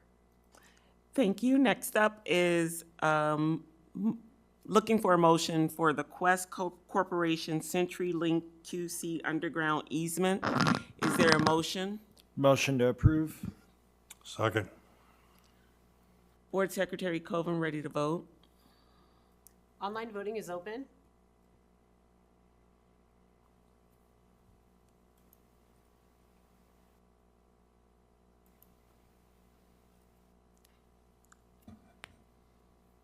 All votes have been cast and the motion carries with all directors voting in favor. Thank you. Next, we have our cell phone policy, and before we take a motion, we will allow Superintendent Degner to open it up before we hear from our presenters. Yeah, tonight we're asking your consideration for the approval of a limited restriction cell phone policy that would be implemented at our secondary schools, our middle schools, our comprehensive high schools. Tonight we have Brady Shutt, president of the Iowa City Area Education Association, and Lucas Potacek, our executive director of secondary schools. They're going to work through the PowerPoint presentation that's attached to the agenda. Also attached to the agenda is the specifics of the policy and the draft policy. What I had mentioned in the work session is that we'll likely bring this back to the board if approved and attach it to some, so that it talks to an actual existing board policy or serves as an administrative guideline for us. That will follow the conversation this evening. Again, we're asking for your approval of this. We reviewed it at the work session, answered your questions, but for the community's benefit tonight, we'll also provide a high-level overview here during this portion of the meeting. Thank you, Superintendent Degner. Director Eastham was on a roll. I thought he was just going to keep going with the personal device policy, but we'll give it a try here. So, again, our objectives for tonight that we also went over in the work session was just an overview of the details. Again, I would encourage you also to look at the attached draft policy that goes into a little bit more detail than what we'll go over tonight. The metrics of success that we plan to use throughout the implementation of this policy, as well as our proposed rollout.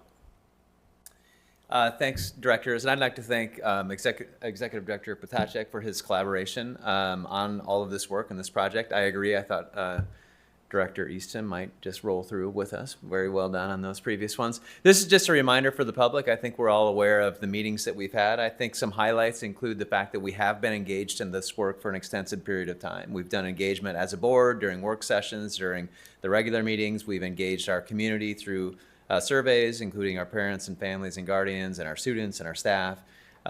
We came to you in October with a presentation with the policy, and you gave us directions to go back and rethink that. We then convened a team of teacher leaders and administrators from our secondary schools. It included secondary administrators from each of our secondary schools, as well as teacher leaders through ICEA for each of those schools. They engaged in a really robust process that I think produced a good policy for us tonight. They analyzed policies of different districts. Obviously, a lot of folks are engaged in this conversation. and then they created a policy that's tailored to the distinctive characteristics and needs of our particular district. When we came back on the 12th and presented that, you again gave us, I thought, really good feedback and more direction and guardrails for that work. We are now presenting to you a more limited or restrictive use policy for your review tonight. Again, it was that same team that did that work. Lucas and I facilitated it to the best of our ability, and it was really the work that they did that ended up in this work product you're going to look at tonight. So we did start with, we thought it was important, we received from Director Isone instructions to make sure we had a definition of instructional time, which I think is very good instruction. So for the purposes of the policy, instructional time will be the time between the tardy bell that starts each class period and the dismissal bell that ends the class period. So that would be the language we'll use for this particular policy. We borrowed from Tate High School, one of our fantastic high schools, a phrase that you'll see there, that student cell phones shall not be seen, heard, or in use during instructional time. They have to be detached from the student's body. That's a change in our current policy. I think that was also a smart direction from the board when we were presenting this earlier, to say, okay, how are these things changing what we're currently doing? That is a change from our current practice. That was on the advice of several of you. I know Director Lingo had talked about that as well. So no headphones, no earbuds during instructional time. We are taking a progressive approach at our different levels. We are not presenting in our elementary policy tonight, but it is the most restrictive. And then as we move up through our middle schools into our high schools, there's a gradual release of responsibility for our students that you'll see detailed there. Cell phones are allowed for our students in passing periods at both the middle school and the high schools, as well as their students assigned lunch in both of those areas. When we get to the high school, we have a slight release of responsibility, a slightly less restrictive approach. So students are also allowed to use those during their study halls, and if they're a student on an open period, that would be our juniors and seniors mostly, there will be designated areas within the schools where they will be allowed to use them. So a couple of changes from the existing policies that we created for you in the proposal. It was based on the feedback you gave us.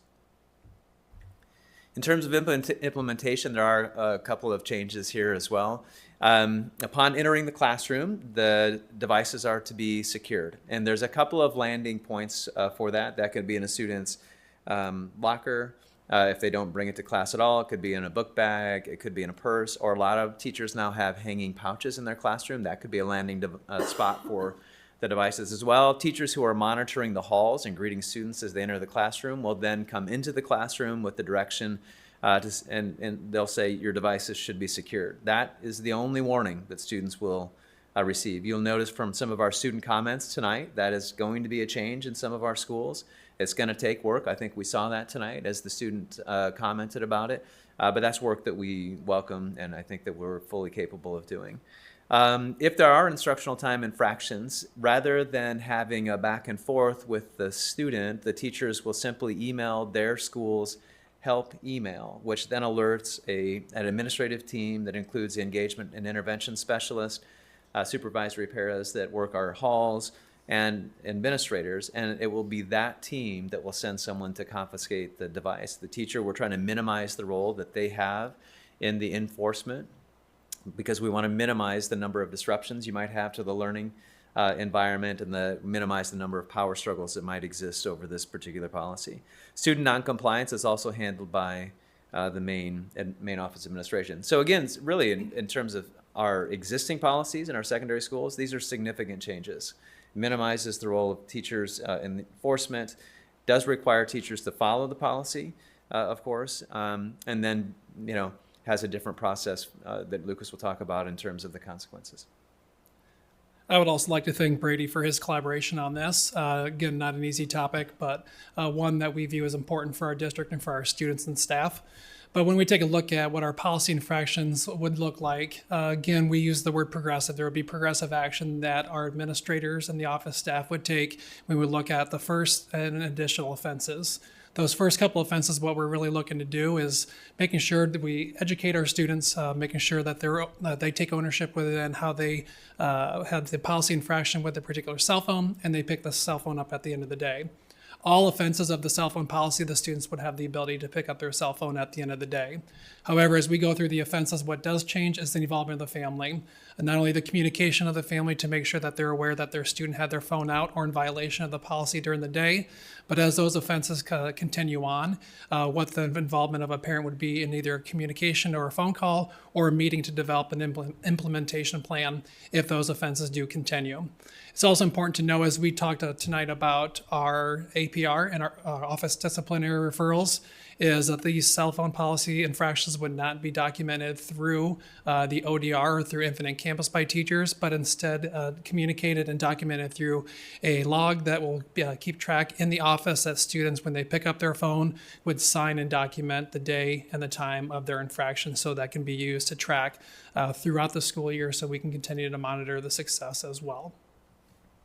That documentation, I think, is an important part of ownership on behalf of the students. Is a way for them to say, yep, I know I violated the policy. I'm signing and dating that. That's a change in our policies for almost all of our secondary schools. I think that's going to help the learning that we do around that. As we talk through the APR as well, we said it isn't just about consequences. It's about helping students grow and learn.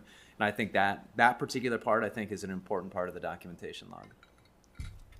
But as with all policies, we want to make sure that we provide exemptions as they are documented with the students. So the first of which is we want to make sure that if there is anything written into a formalized plan, which whether a student have an individualized education plan or a 504 plan, that those students would be allowed to carry their cell phones as well. We also know that some of our educators may use cell phones every once in a while for an educational purpose, and those will be allowed through the classroom, through the coordination between the teacher and their administrator. Again, not necessarily an everyday thing, but there may be some activities that the teacher has where the cell phone is the best instructional tool for them to use, but again, done through the coordination through the administrator and the teacher in the classroom. And also, lastly, an exemption that we would like to see is pre-approved through an individual student basis by the administrator due to documented health concerns. And we kind of went over some examples of what these may mean, and they may be temporary health concerns either of the student.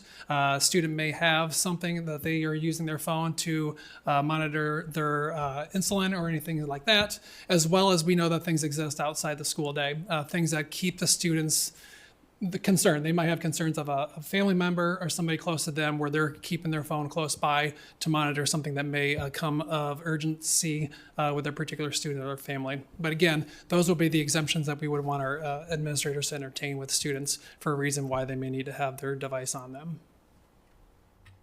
Our success metrics listed alphabetically, I said during the work session, so as not to prioritize any of them necessarily one over the other. That you can see on the screen. These are, some we see a more direct relationship to our policy and the policy change that we hope that you will approve tonight. Cell phone documentation log entries, for instance, that's going to clearly connect directly with this policy change. We will also hope that we see a continued improvement in our attendance and an increase in our grades. There's a lot of variables and factors that might play into that, but we're hoping to see those increase as well. Library book checkouts, we would love to see those increase. And to hold steady or decrease our office disciplinary referrals.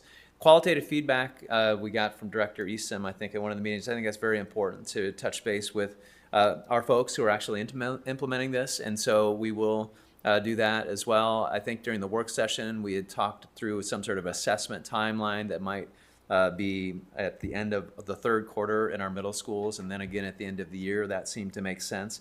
I also think that Director Finch had an excellent idea about health office referrals as another success metrics for us to look at, and we can certainly add that in there as well. I think she had mentioned health office and like our space nest type spaces too, right? Yep. Like making sure we look.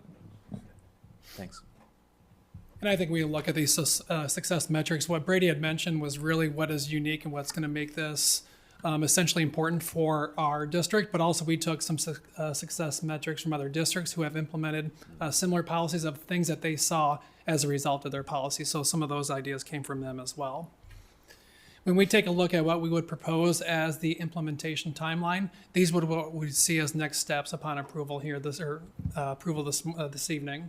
The first of which is to inform, so beginning after this evening's meeting, moving on up until we leave for winter break, is to making sure that all of our stakeholders, our teachers, our students, our families, everybody's aware of what the change in policy is within their buildings. Again, given the fact that we have 8 attendance centers right now with 8 different policies, this could mean a small change or a greater change for those buildings, but making sure everybody is informed of the change.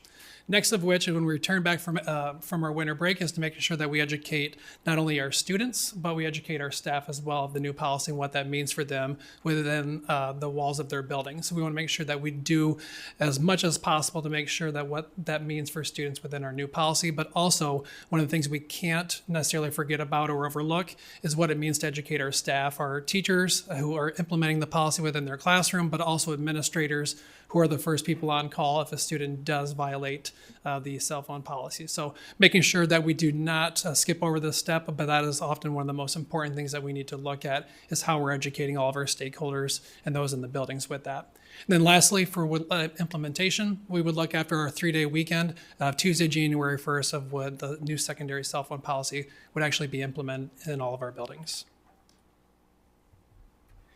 And with that, questions or comments? Directors, I would open it up for comments or questions that you wanted to repeat. I wasn't actually going to talk at this, but I did think of one question, and I think it's a pretty easy question.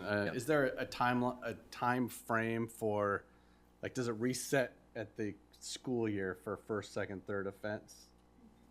Because I don't think that's I think in there anywhere. Yeah, those are good questions and one we didn't discuss. Yeah, the schools that are using that, it does start over at the beginning of the school year. Yeah, that would make sense. That might need to get added. Yes. Yep. The documentation, no, it's an excellent point, Director Isom. The documentation log draft that we have does designate the academic school year, so. Great. Thank you. Other directors have any comments or questions before I call for a motion? I will. So I don't have any questions. I feel bad making them stand up during our discussion. But yeah. No. Sure. Thanks. I do want to say I really appreciate the work Lucas and Brady and the whole team. I know you've done a lot of extensive time and thought has been put towards this. I think there are a lot of really great parts of the policy. I think that the consequence structure is really well thought out and really great. I think the exemptions are very well thought out. I think the success metrics are really well thought out. So I do think that there's some really positive parts of the policy. I am going to be a no vote tonight because I just, I think at my core disagree that or believe that the policy isn't going far enough. And I made some notes so that I tried to be organized with these thoughts today. We'll see how that turns out. You know, we started this whole discussion back in July or August with the idea of the negative impacts that cell phones have on our students, on instructional time, bullying, harassment, social emotional learning. We read the book, but even before we read the book, one of the impetuses, at least for me, was the Surgeon General coming out, right? And saying that social media use by young children is damaging to their mental health and their overall health, and that these are really bad things for kids to be exposed to. And so one of the things that I've reflected a lot about is, Director Eystone, you brought up in one of our work sessions, right? What is the problem we're trying to solve? Are we trying to create a policy that protects instructional time, which I think this policy does very well, or are we trying to do something else? And where I personally come out on it is, I think we owe it to our students to do more than just try to protect instructional time.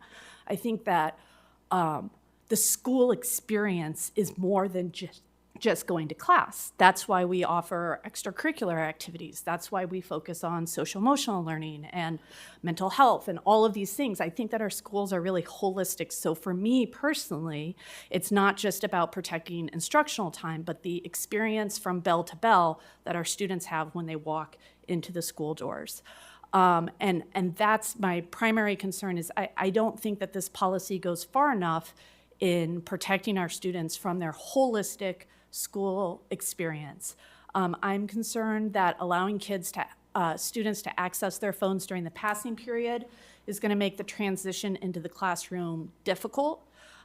We expect our students to be able to make these mature decisions about their cell phone use, but they're kids. Their frontal lobes aren't fully developed. They're not, and it's not because they're bad kids. It's just like they're kids. That's what kids, like, they just aren't as good with impulse control and decision making as adults are. And so I'm concerned by allowing them to have access for 4 minutes and then taking it away. We're setting them up to fail. It's going to be hard for them to regulate that behavior when their brains are still developing. Allowing kids to access it at various touch points during the day still keeps the distraction close at hand. And we've talked all about our own personal experiences in work sessions about it vibrating or seeing the notifications and showing us, like, then we engage with our phone world instead of the real world. And so by kids still being able to engage throughout the day, I'm concerned it's going to keep those distractions close at hand. I'm really having a hard time understanding why we're allowing our high school students access during study halls. That tells me if they're on their phone, they're not using study hall for its intended purpose, which is to study, work on class assignments. That's different, right, than an open period that we give our juniors and seniors. Study hall, while there's not a teacher teaching, it is so, to me, similar to instructional time in that students are supposed to be doing things towards their education in study hall. But if we just say, oh, you can use your phones, then I don't think anything's happening in study hall other than phone time. And it's really cutting against its intended purpose. And then at lunch, allowing kids access on their phone during lunch decreases their opportunities to socialize and have face-to-face interactions with their peers, which I think is so important for these kids' social-emotional development. I think that this policy sends a message to our students and parents that phones have a place at school, and I just, to my core, believe that they do not. I think one of our biggest obstacles in any policy is going to be getting our parents on board, because they are one of the toughest parts about this. I'll tell you, my husband came home last week and said he had 2 different students during the week get up and leave class and go out into the hall because they had to take a phone call from their parent. I mean, the parents are just as disruptive and problematic in this as the phones are, because they're not respecting the bubble of classroom time. And I think it puts our kids in a real tough position, right? To get a phone call from mom or dad and not answer it. And so I think that by saying, well, you can have your phone at school sometimes, that makes a cloudy message at home to parents about what place those phones, what role they play at school. And I also think that we can and should have some differences between phones at our middle school and our high schools. And I recognize that the policy does, and I think that it recognizes that there should be some differences. I think the wait until 8th pledge is something that's becoming more and more common with our families, and more families are saying, I'm going to take this pledge and wait until 8th grade to give my child a phone. And I think that if we had a Build-A-Bill ban in middle school, that would kind of solidify and support that approach that I think is becoming more popular with our families. I also think, again, lunch, you get to middle school and all of a sudden, like our small schools, gosh, you've only been going to kids, maybe 19 kids in the same grade, and then you pop into a middle school and there's all these new people. And to me, one of the points of middle school is to meet all of these new people and learn how to socialize with them and get along with people who are different than you and have this experience. And I think that phones really get in the way of that goal, which is really a core goal of middle school. And so I don't think that the middle schoolers especially should have their phones during lunch. I just think it's going to get in the way of that social emotional development. So I don't want my no vote to be read as any type of disrespect for the very hard work that the two of you and the rest of the team did. But I really just don't feel that this is the best policy that our students deserve. And so I wanted to kind of walk through why I won't be voting for this policy tonight. Thank you, President Malone. I really want to commend Director Williams for her outstanding and well thought out description of your position on this issue. And I do not actually, I don't disagree with what you've outlined. But I am persuaded, moved by the fact that the experience we have so far, that the cell phone work group has recommended the particular policy that's in front of us. I think I'm going to go ahead and go along with the work group. But I understand, Lisa, that under different circumstances, we could take a different approach. So I do think we're all in agreement that, or much in agreement, that we're at this point of making this vote because we recognize that cell phone usage during classroom time, during instructional time, is interfering with our instructional effort. It's not helping the kids, and it's not helping teachers.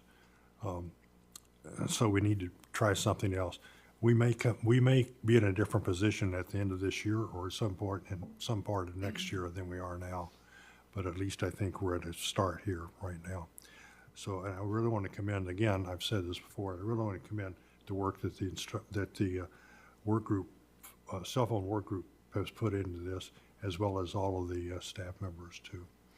And I've paid attention too to what students have said, and I know I'm not going to be really popular with a lot of students after this vote. But then again, I'm not really popular with a lot of students anyway. So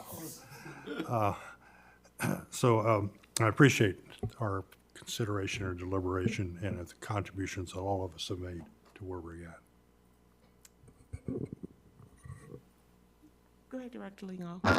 A lot of what I would cover has already been covered. On my thoughts on cell phones, I'm like Director Williams. That's just kind of where I'm at on it. I want to thank you for all of your work and everything that you've done. I also keep in mind that if this is passed tonight, it will probably be scaffolding for whatever gets passed this spring in the legislature. I have a pretty good feeling that it will probably go above what we have here tonight. That being said, I just don't believe that cell phones really have a place in the classroom throughout the day. It just doesn't. It's in the hallways. I want the students engaging with each other. I want them engaging at lunchrooms. And maybe I'm being Pollyannish about how this implementation of the bell-to-bell would go on, but at the same point in time, it's where I stand, and thank you for all of your work, Lucas and Brady and everybody that was in your club over the past few months and tolerating the back and forth of us sending different things back. Hey, go meet again. Because I've been one of those teachers on the other end where you get sent back and you're like, what, again? But thank you.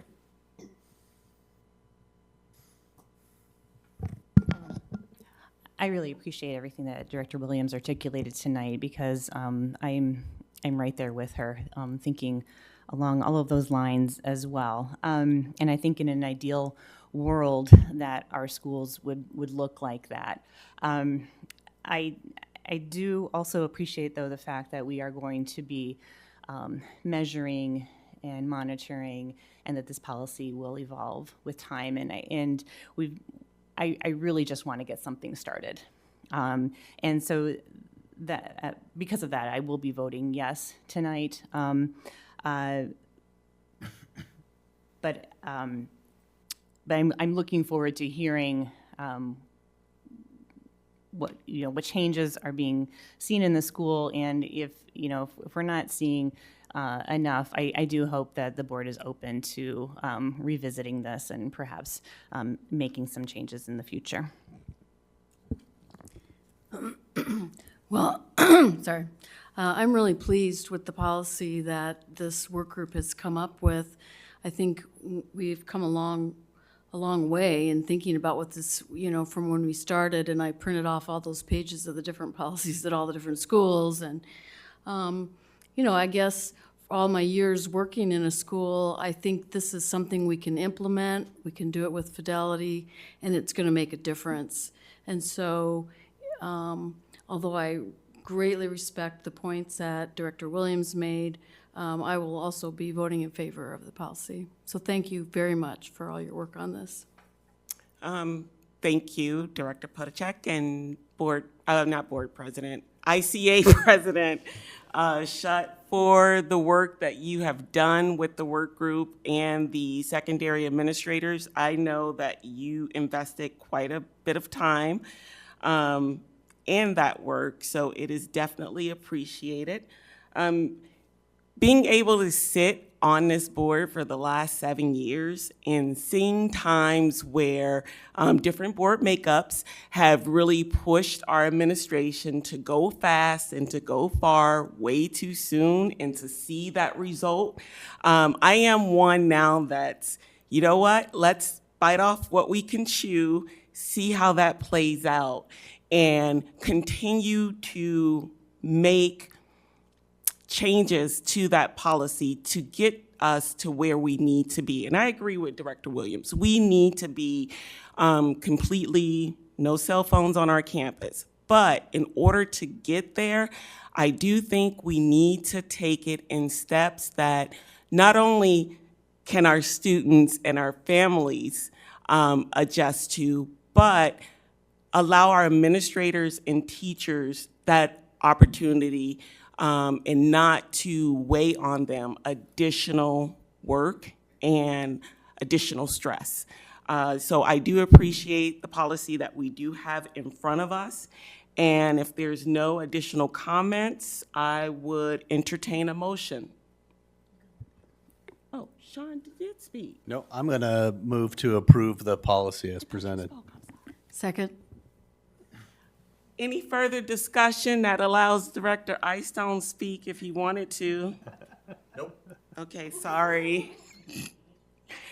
Board Secretary Coburn, ready to vote? Well, I don't know what's happening here, but it's telling me that y'all voted. Online voting is open. Has it popped up?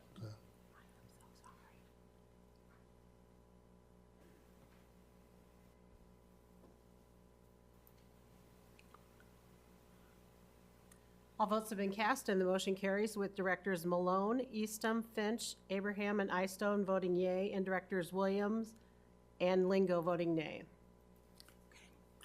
That concludes our action items, and again, Director Eystone, I'm sorry. I thought you spoke first. Okay. So that takes us to our legislative update. Our legislative forum dates have been set. They are listed on our agenda. So I know directors, not all of us will probably be able to make them, but please, if you can, plug those into your calendars. We have, Superintendent Degner and I have extended invitations. He invited our legislators as well as other superintendents from surrounding districts, and I made a point to reach out to board presidents and vice presidents of those districts as well. So hopefully we have a great legislative cycle this year. That's all I got, unless Superintendent Degner, you have anything to add? The only thing I would add on that is the Day on the Hill for the Iowa Association of School Boards happens to be the same date as our second January meeting. So it's probably not an ideal day for us to consider taking a group up there, but still want to make sure people are aware of that's when the date is. And so if you have any thoughts on that, please share them with me here probably prior to winter break, and we can revisit that if needed. But otherwise, yes, thanks for sharing those dates, President Malone, and we'll be here. And Allison, I think, will be nice enough to make sure we have cookies, so we'll be ready to go. or cake on that April 25th date. Oh, we could probably pull that off. Just joking. Okay, that takes us to the director liaison reports. Does any directors want to highlight any of their activities from the past month? I do one quick one since we already got a thank you for all the people that participated at IASB. We had another, President Malone also had a topic that she worked with another board president from, what district was he from? Oskaloosa. Did a nice presentation that was well attended, lots of good conversation there, so I appreciate you being able to participate in that. And it seemed like you and Chucky had known each other for like 20 years, but you had actually just met prior to doing your little presentation, so well done. Yes, yeah. I just wanted to echo what our students, Nick and Mustafa, said tonight about the musicals at West and City High. I attended both of them this weekend, and the talent of our students and the hard work that our staff, the drama departments and the music departments, do to put those performances on is just incredible. It was a real treat.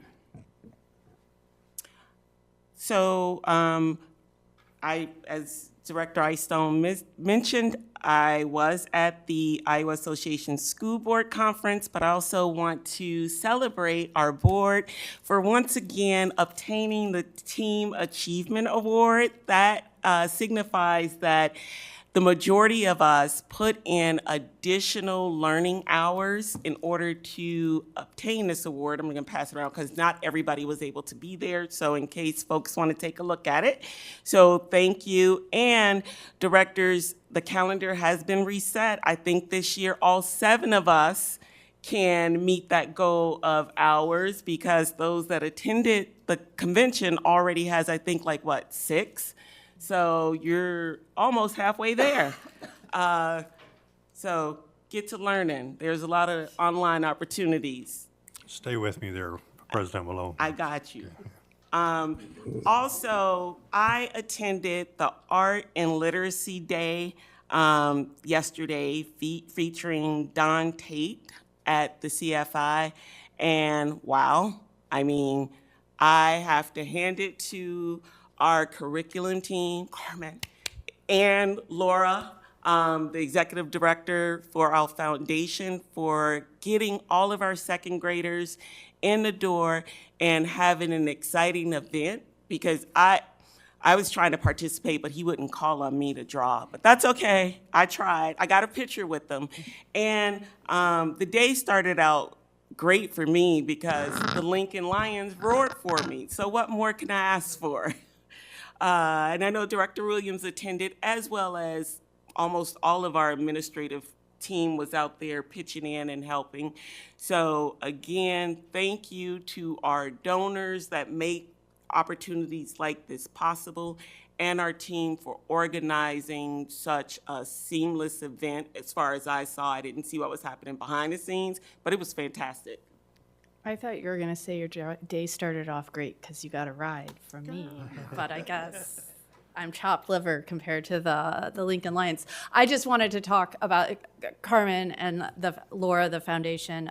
Such an amazing event. I've gone to a couple visiting author days. It's a rich tradition in the district, right? This wasn't by far the first year we've ever done this. But usually we've had it at each school has it in their library, and there's not a lot of space, and it's really just limited to the author engaging with the kids. This event was so cool, you guys, because it was at the CFI. It brought in all of these different kids together. So there were kids from multiple different schools in a room together. They had four different rooms that they got to rotate through and do different activities. And it was really a huge, joyous event. And the kids were so well behaved.